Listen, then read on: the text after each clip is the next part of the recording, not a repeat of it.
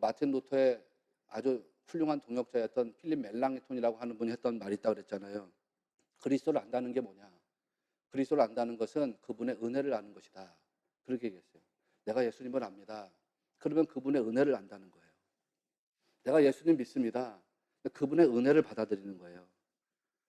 여러분은 은혜를 아는 성도들 되시기를 축원합니다. 호세아서를 여러분 읽어보십시오. 내가 성경 공부를 여러 번 했지만 이 구약 성서의 마지막 12권의 책을 소선지서라고 말합니다. 내용이 짧기 때문에 소선지서입니다. 뭐 이사야나 예레미야 같은 경우는 내용이 길어요. 그래서 대선지서라고 말하거든요. 근데 구약 성서 마지막 12권의 소선지서가 출발하는 책이 호세아입니다. 그 호세아 선지자가 북이스라엘 사람들을 책망하는데 그 북이스라엘 사람들의 책망받은 핵심 이유가 뭐냐면 은혜를 모른다는 겁니다. 은혜를 모른다는 거. 그게 핵심입니다. 북이스라엘 사람들이 자기가 잘났다고 막 떠들어대는 거예요. 그러니까 하나님께서 너네들 다 은혜를 잊어버렸구나. 너네들 심판하겠어. 그렇게 나가요. 이때가 언제라 그랬습니까? 호세아 선지자가 선지자로 활동할 때가 북이스라엘의 예후 왕조라고 있어요. 예후 왕조의 네 번째 왕인 여로보암 2세가 통치할 때입니다. 기억나시죠? 여로보암 2세가 통치하던 북이스라엘이 이스라엘 역사상 다윗 시대 이후로 최고의 전성기를 구가하던 때입니다. 군사력으로 보면은 이스라엘 중심부를 또 주변부를 완전히 다윗 시대만큼 회복했던 때입니다. 그리고 옆에 나는 주변 국가들 족속들 다 굴복시켜가지고 조공을 받아먹을 때입니다. 군사력이 그 당시에 남유다를 압도할 정도로 아주 강력한 군사력을 가지고 있었습니다. 군사력이 강하다는 건 뭐가 따라붙는다는 뜻이에요? 경제력이 그만큼 뒷받침된다는 뜻이죠. 그러니까 북이스라엘이 여로보암 2세 때 경제적인 건이 엄청나게 풍요로울 때입니다. 군사 대국이고 경제적으로도 풍요로울 때거든요. 그러면 하나님께서 주신 은혜를 생각하면서 감사해야 되는데 이 사람들이 교만해진 거예요. 교만해졌어요. 그래가지고서 뭐예요? 하나님을 멀리해요. 우상 숭배합니다. 이거 다 누가 이룬 거야? 우리가 이뤘다는 거예요. 우리가 열심히 노력하고 땀 흘려가지고 이뤘어. 이 놀라운 부와 이 놀라운 힘이 다 누구로부터 온 거냐? 나로부터 출발했다는 겁니다. 은혜를 잊어버린 자들이 된 겁니다. 그러니까 하나님께서 회개하라고 선지자들을 계속 보내세요. 이스라엘 역사상 제가 그렇게 비유했지요. 우리나라 과거 시대로 말하면 고구려의 광개토 대왕에 비견할 만한 왕입니다. 이 사람이. 그렇게 군사 경제적으로 대국을 이뤘는데 영적으로는 완전 교만으로 가가지고 타락했단 말이죠. 그러니까 하나님께서 그 시대에 선지자들을 계속 보내잖아요. 호세아도 보내고 아모스도 보내고 막 쭉쭉 보냅니다. 그러면서 너네들 회개하라는 거예요. 회개하라는 거. 하나님 말씀으로 세상을 세우라고 이 땅에 가나안 땅에 정착시켰더니 그 본질을 잃어버렸습니다. 목적을 상실했습니다. 모든 게 하나님 은혜였는데 은혜를 다 잃어버렸습니다. 은혜를 잊어버리니까 이 사람들이 말씀을 버립니다. 말씀을 버리니까 어떻게 되냐? 세상 사람들하고 똑같아집니다. 신학적으로 말하면 세상의 동화가 되었다라는 겁니다. 문의는 하나님 백성인데 생활을 하는 거 보면은 전혀 하나님 백성이 아닙니다. 세상 사람들하고 똑같습니다. 세상 사람들하고 뭐 다를 바 없이 살아가는 거죠. 여러분, 성도는 은혜를 기억할 줄 알아야 됩니다. 내 열심으로 이뤘지 라고 생각하지 마십시오. 내 노력과 내 열심으로 이뤘지 라고 생각하는 것이 여러분 안에 남아있다 그러면 여러분은 여로보암 2세와 다를 바가 없습니다. 결국에는 심판받은 북이스라엘 백성들하고 다르지 않습니다. 정말 은혜를 아는 사람이 복된 사람이고 은혜를 아는 사람이 하나님 나라에서 귀하게 쓰임받는 사람 된다는 것을 꼭 기억하셔야 됩니다. 무엇보다 여러분이 누리는 모든 것이 다 하나님의 은혜로 온 것이라는 사실을 반드시 기억하고 신앙하는 성도들이 되시기를 축원합니다. 다 하나님한테서 온 거예요. 오늘 말씀 제목이 감사가 뿌리 내리면 인생이 쉽게 흔들리지 않는다라고 했습니다. 이유가 뭐예요? 왜 감사가 뿌리 내리면 인생이 쉽게 흔들리지 않습니까? 감사는 결국 뭐기 때문이에요? 감사는 결국 은혜를 아는 것이기 때문입니다. 은혜를 아는 거. 은혜를 안다는 건 뭐예요? 내가 은혜를 알기 때문에 감사하는 거지. 은혜를 모르고서 어떻게 감사할 수 있어요? 은혜를 안다는 것은 결국 뭐냐면 하나님의 은혜가 매일의 나를 지키시고 보호하신다는 믿음으로 사는 겁니다. 매일의 삶, 내 매일의 삶이 하나님의 은혜라는 거. 내 매 순간의 호흡이 하나님의 은혜라는 거. 내 모든 일의 어떤 결산이라고 하는 것이 하나님의 은혜라는 거. 그거를 알고서 살아가는 것입니다. 그러니까 매일매일 매 순간순간이 하나님의 은혜로 지켜지고 있고 인도를 받고 있고 보호하심을 받고 있다는 사실을 믿고 살아가는 거, 이게 은혜를 아는 사람의 인생인 줄을 기억하십시오. 주님은 여러분을 매일 은혜로 인도하시는 분인 것을 꼭 믿으시기를 바랍니다. 그거를 기억하면 환난이나 시련이 와도 인생이 쉽게 흔들리지 않는 거예요. 그렇죠? 왜냐하면 환난 시련을 통과한다고 하더라도 하나님의 은혜가 누구를 붙잡고 있기 때문입니까? 나를 붙잡고 있잖아요. 나를. 하나님 은혜가 여러분 붙잡고 있잖아요. 그러니까 환난 시련이 와도 인생이 쉽게 흔들리지 않는다고요. 여러분이 하나님의 은혜의 때가 환난 중에도 임할 것을 믿게 되기 때문입니다. 그럼 담대하게 살아가는 거죠. 시편에 보면 그런 고백이 너무 많잖아요. 예를 들면 시편 31편 7절 말씀을 보면 내가 주의 인자하심을 기뻐하며 즐거워할 것은 주께서 나의 고난을 보시고 환난 중에 있는 내 영혼을 아셨으며 라고 하는 고백이 나갑니다. 하나님이 성도의 고난을 보신대요. 여러분 누구 지금 고난 중에 계십니까? 여러분 고난을 하나님 보신대요. 성도의 영혼을 하나님이 살피신대요. 영혼을 살피신다는 게 무슨 뜻이에요? 그 사람 형편을 살펴보신다는 거 아닙니까? 하나님은 여러분의 고난도 보시고 여러분의 형편도 살펴보시는 분이다, 그런 말이에요. 그러니까 시편 31편 7절에서 뭐가 나가요? 내가 고난 중에 고난으로 인해서 아파합니다가 아닙니다. 내가 고난 중에 고난으로 인해서 슬퍼합니다가 아닙니다. 내가 고난 중에라도 주님의 인자하심을 기대하면서 기뻐합니다, 이렇게 나가는 거예요. 환난 중에라도 시련 중에라도 하나님께서 은혜 주실 것을 믿기 때문입니다. 시편 46편 1절 말씀을 보면 하나님은 우리의 피난처시요 힘이시니 환난 중에 만날 큰 도움이시라, 이렇게 나가죠. 성도가 환난을 만나지 않는다는 뜻이 아니잖아요. 내가 신앙생활하면서 고난, 환난, 시련 만나지 않는다는 뜻이 아닙니다. 고난, 환난, 시련 만나는데 그때 하나님이 뭐가 되신다는 거예요? 뭐가 되신다는 거예요? 도움이 되신대, 도움이. 그것도 어떤 도움이 되신대? 작은 도움입니까? 큰 도움입니까? 큰 도움이 되신다는 거예요. 시편 120편 1절에서는 내가 환난 중에 여호와께 부르짖었더니 내게 응답하셨도다 라는 말씀이 나갑니다. 환난 때 주님께 부르짖으니까 주님 반응하신다는 거예요. 시련 고난 당할 때 주님께 부르짖었더니 주님이 반응하신대요. 여러분에게 응답하신다는 거 아닙니까? 그러니까 성도는 결국 감사를 가지고 살아가면 은혜를 알면서 감사하게 되는 것이고, 은혜 안에 살아가는 성도라면 인생에 뭐가 오든지 간에 쉽게 흔들리지 않습니다. 결국 감사가 뿌리내리게 하는 삶이란 뭐냐? 하나님 은혜를 기억하는 삶입니다. 하나님의 은혜를 기억한다는 건 뭐냐? 하나님이 모든 것 주도하신다는 것을 또 인정하는 삶입니다. 하나님 모든 것을 주도하시면서 내 생에 은혜 베푸시는 분인 것을 믿습니다. 하나님 모든 것을 주관하셔서 내 삶에 은혜가 되시게 하시는 줄로 믿습니다. 그래서 때로는 나한테 슬픔, 아픔, 고난, 시련이 있어도 모든 것이 합력하여 선을 이루게 하시는 주권자 되심을 믿습니다. 그 고백하는 겁니다.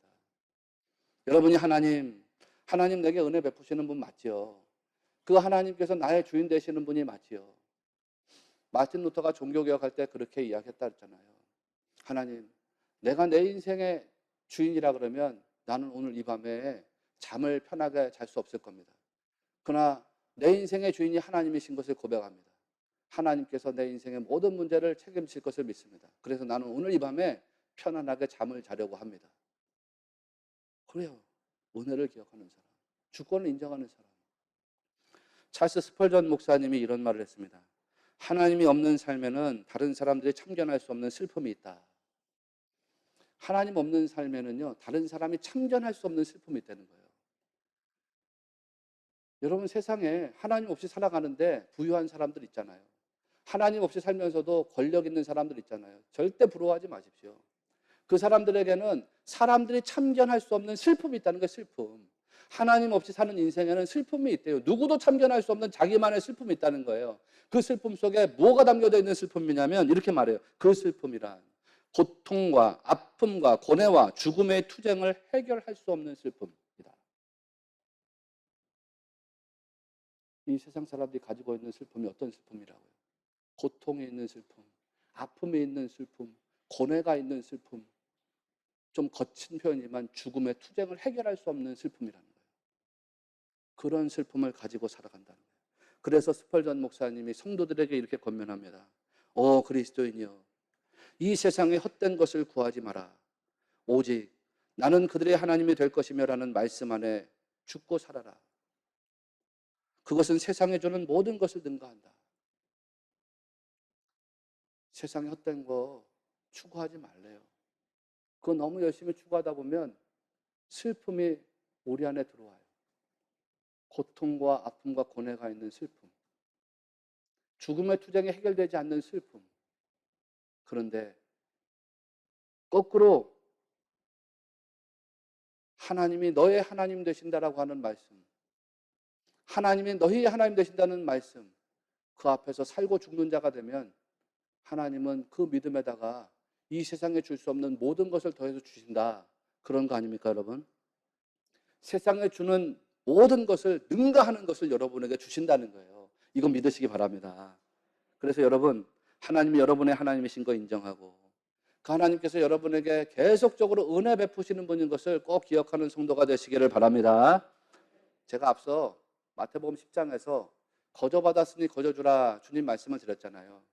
그때 이제 거저받았으니라고 할 때 도레안 엘라베테라고 했습니다. 엘라베테라고 하는 말이 죄송한데 이게 완료형 시제로 쓰였어요.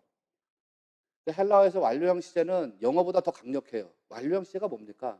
한 번 받았다고 끝난 게 아니죠. 그 받은 것으로부터 시작해서 지금까지 이어져 오고 있다 이런 뜻입니다. 사도 바울이 내가 그리스도와 함께 십자가에 못 박혔나니 이렇게 표현했습니다. 그 못 박혔다고 하는 표현이 과거 시제가 아니라 완료형 시제라고 그랬죠.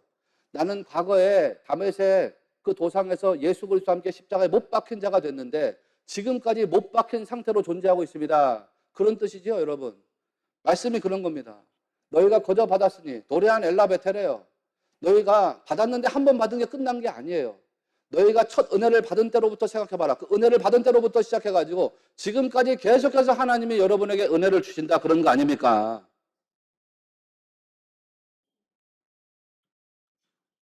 주님은 한두 번의 은혜로 끝내는 분이 아니라 여러분을 천국 영생의 삶으로 부르실 때까지 계속해서 은혜 주시는 분인 것을 믿으십시오. 이게 끊어지지 않는 공급이에요. 요한복음 7장 37절을 보면 예수님이 말씀하셨어요. 누구든지 목마르거든 내게로 와서 마시라. 그러면서 38절에서 이렇게 말해요. 나를 믿는 자는 성경의 이름과 같이 그 배에서 생수의 강이 흘러나리라. 그래요. 이게 끊어지지 않는 은혜입니다. 은혜. 믿는 사람에게는요, 생수의 강이 끊어지지 않는데요. 흘러넘친다고 했죠. 예수님으로부터 흘러나오는 생수의 강이 믿는 자에게 끊어지지 않고 계속적으로 공급된다는 거 아닙니까? 그러니까 믿는 자라면 누구라도 와서 마시라는 거예요. 마시라는 거. 헬라 말로 피네토. 한 번 마셔서 끝내라는 게 아니에요. 한 번 그 물을 퍼마셔라 그런 뜻이 아니라 계속해서 퍼마시라는 거, 계속해서 퍼마시라고. 하나님이 여러분에게 계속 은혜를 주시니까 여러분은 그 주시는 은혜를 계속해서 퍼담는 성도 되시라 그런 뜻입니다. 주님이 은혜 주시는데 우리가 감사하지 못할 이유가 뭐가 있습니까? 그러니까 마땅히 성도는 매일 매순간 은혜에 감사할 줄 아는 삶을 살아야 되는 줄로 믿습니다. 오늘 말씀도 그런 얘기가 담겨 있어요. 자, 예를 들면 오늘 말씀에 맥주절에 드리는 제물 이야기가 나옵니다. 뭐 개괄적인 건 지난주에 다 설명드렸으니까 이해가 안 되면 지난주 설교를 돌려서 보시고 오늘 17절 말씀만 특별히 찾아서 보면 17절을 보세요. 떡을 갖다가 요제로 드리라고 했습니다. 요제는 흔들어서 드리는 제사라고 했죠. 앞뒤로 흔들어서 드리는 제사. 그 요제를 드리라고 하면서 떡을 아주 특별하게 만들어서 드리라는 거예요. 여기 보니까 요제로 드리는 떡에다가 뭐를 집어넣으라 그래요? 그렇죠. 누룩을 집어넣으래요. 누룩을 넣어가지고 발효된 떡을 하나님께 드리라는 겁니다. 이상하다는 거예요, 이게. 레위기 제사법을 여러분 계속해서 읽어 나가다 보면 하나님께 제사 드릴 때는 무교병을 드립니까? 유교병을 드립니까? 누룩 없는 떡을 드립니까? 누룩이 있는 떡을 드립니까? 누룩 없는 떡을 대부분 드립니다. 왜냐하면 구약 성서에서 누룩이 상징하는 메타포가 뭐냐면 죄와 부정함입니다. 그래서 하나님께 드리는 제물에 누룩을 넣지 않아요. 하나님께 순결한 것을 드려야 되는데 어떻게 죄와 부정한 것을 상징하는 누룩을 넣어서 드릴 수가 있냐고요. 거의 대부분 제사 드릴 때는 누룩 없는 떡, 즉 무교병을 하나님께 드리고 특별히 6월절 지나서 무교절이 될 때는 7일 동안 무려 무교병을 먹어요. 누룩 없는 떡을 먹게 돼 있다고요. 그런데 맥주절에는 예외가 있어요. 누룩 넣은 떡을 하나님께 드리라는 거예요. 하나님 주시는 법에 일반법과 예외법이 있다는 설명을 여러 번 했습니다. 그렇죠. 안식일에 일하면 됩니까? 안 됩니까? 너무 유치한 질문이라. 안식일에 일하면 됩니까? 안 됩니까? 안 됩니다. 그런데 성막 안에서 안식일이 돼도 일할 수 있는 사람 있죠? 누굽니까? 제사장입니다. 안식일에 일하면 안 돼요. 일반법이죠. 그런데 예외법이 있어요. 성막을 섬겨야 하기 때문에 성막 안에 들어가 있는 제사장은 안식일에도 일을 할 수가 있어요. 이게 예외법이에요. 예수님이 미리삭을 잘라 먹은 것 가지고 사람들이 비판했을 때 뭐라 그래요? 내가 안식일에 뭐라 그래요? 주인이라요, 주인. 내가 성전인데, 내가 성전 안에 있으면서 안식일에 일할 수 있는 제사장, 대제사장인데 너네 지금 무슨 얘기하고 있어? 구약의 말씀을 알아야 신약에 그래서 관통되는 거예요. 자, 우리나라 법에도 일반법, 예외법이 있다는 얘기를 여러 번 했습니다. 예를 들면 나같이 보통 사람이 60km로 지나가야 되는 거리를 80km, 100km로 달리면 딱지 끊습니까? 안 끊습니까? 끊습니다. 그런데 범죄자를 추격하는 경찰차 사이렌을 막 울리면서 100km, 80km로 달릴 때 끊습니까? 안 끊습니까? 안 끊어요. 구급차가 막 80km, 100km로 신호 위반하면서 가도 끊어요? 안 끊어요? 안 끊어요. 이게 예외법이죠. 일반법, 예외법이 다 있어요. 자, 오늘 말씀도 보니까 예외법이 나와요. 보통 제사 드릴 때는 누룩 없는 무교병을 드리게 돼 있는데 여기 맥추절에는 예외법이에요. 누룩이 있는 떡을 드리래요. 특별하죠. 아, 맥추절에 하나님께 드리는 제물은 그래서 특별한 것이로구나 생각해 볼 수 있습니다. 무교병을 넣어라. 제사 드릴 때 대부분 그렇게 한다 그랬습니다. 무교병 누룩 없는 떡은 아주 특별한 제사 때만 드립니다. 보통 일반적으로 사람들이 먹지 않습니다. 그러니까 무교절에 무교병을 먹는 거, 무교병을 드리는 거 하나님한테 특별한 감사와 헌신을 표현하는 겁니다. 그 절기에. 여러분도 그렇잖아요. 죄송한 말씀인데 우리가 뭐 매주일 일상적으로 감사 예물을 주님께 드립니다. 그러다가 뭐 맥추절이나 추수절이 되면 추수감사절 되면 여러분이 특별한 마음을 담아서 하나님께 또 감사 예물 드리잖아요. 그런 식으로. 제가 뭐 헌금하라는 얘기 한 거 아닙니다. 이런 거 가지고 오해하지 마시고. 그런데요, 유교병은 사람들이 매일매일 먹는 양식입니다. 일반적으로 먹는 양식입니다. 그러니까 유교병을 하나님께 드리라고 하는 것은 어떤 의미가 있겠어요? 매일매일이 감사입니다. 매일매일이 은혜입니다. 내가 하나님께 매일매일의 은혜를 생각하면서 주님께 드립니다. 내가 하나님께 매일매일의 감사를 생각해서 주님께 드립니다. 매일의 계속되는 은혜를 기억하고 매일의 계속되는 은혜에 감사하는 그런 메타포로다가 하나님께 드린다라고 하는 뜻이 있겠죠? 보세요, 여러분. 추수를 합니다. 근데 추수가 내 땀 흘려서 내 노력해서 내 열심으로 거둔 열매가 아니라는 겁니다, 여러분. 내가 땀 흘리고 노력해서 추수한 것처럼 보여도 그게 아니라는 거예요. 착각하면 안 된다는 거예요. 하나님, 내가 씨앗을 뿌리고 싹이 나게 하고 땀 흘려서 농사 짓게 하시고 그리고 추수하게 하셨는데 이 모든 은혜가 다 어디로부터 온 거냐면 매일매일의 하나님 은혜로부터 온 것입니다라는 것을 믿으라는 거예요. 내가 오늘 씨앗을 뿌릴 수 있는 힘을 주신 게 하나님 내게 주신 양식 때문입니다. 내가 오늘 일할 수 있는 힘을 주신 게 하나님 내게 주신 은혜 때문입니다. 그래서 여러분 6월절 기간 동안에는 아무것도 한 게 없어요. 그러니까 무교병 갖다 바쳐요. 그러나 추수의 절기, 이 맥추절에 씨앗을 뿌리고 씨앗이 나게 하고 농사지어서 추수해서 거두는 모든 시간들 속에서 과연 그게 누구의 힘으로 된 것인지를 다시 기억해보라 이런 거예요. 너희가 땀 흘렸지. 너희가 열심히 노력했지. 너희가 수고했지. 그래서 그게 너 거니? 아니. 하나님이 내게 일할 수 있는 힘을 주셨어요. 하나님이 내게 먹고 살 수 있는 양식을 주셨어요. 하나님이 내게 호흡할 수 있는 공기를 주셨어요. 모든 거 하루하루 일할 수 있게 하신 것이 하나님의 은혜라는 거 아닙니까? 그래서 내게 하나님이 일도 주시고 내게 하나님이 기회도 주시고 내게 하나님이 자리도 주셔서 하나님 추수하게 하셨다는 것입니다. 그 은혜를 감사하는 게 맥주절 감사예요. 세상 사람들은 은혜를 몰라요. 그러나 우리 성도는 그 은혜를 안다는 것이죠.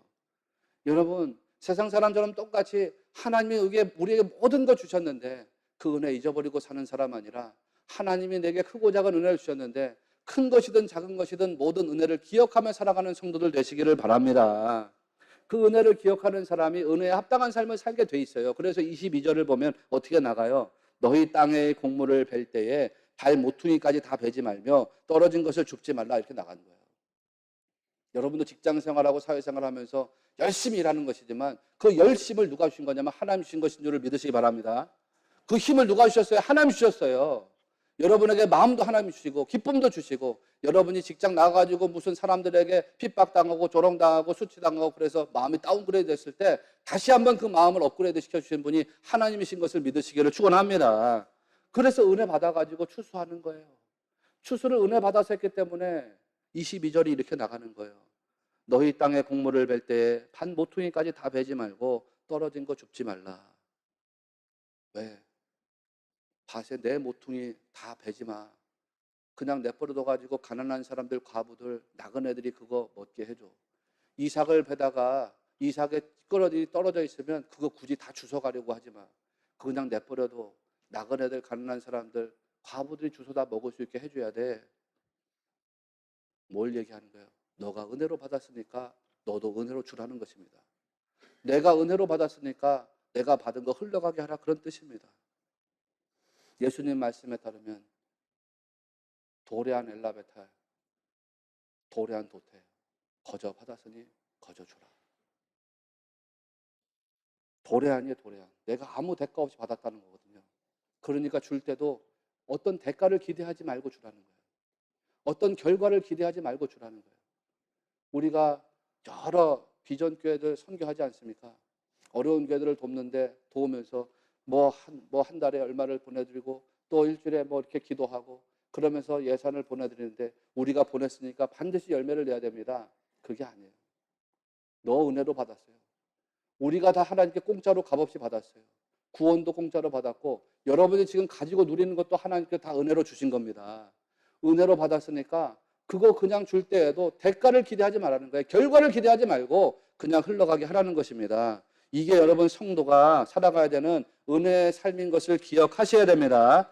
그렇게 해서 살아가는 사람들에게는요, 그 사람에게 내가 은혜를 받는 게 아니라 하나님께서 예비하고 준비하신 뜻밖의 은혜가 공급된다는 사실을 믿어야 된다는 거예요. 그래서 도레안 엘라베테, 도레안 도테 그러면 내가 거저 받았으니 거저 주는 사람들에게 하나님이 채워주신다는 거 아닙니까? 뜻밖의 은혜로. 이거를 꼭 믿으시기를 축원합니다. 여러분, 사르밧 과부의 이야기 너무 잘 아시잖아요. 이 사르밧 여자가 가졌던 인생의 고민이 뭐예요? 양식이지, 양식. 먹고 살 양식이 없습니다.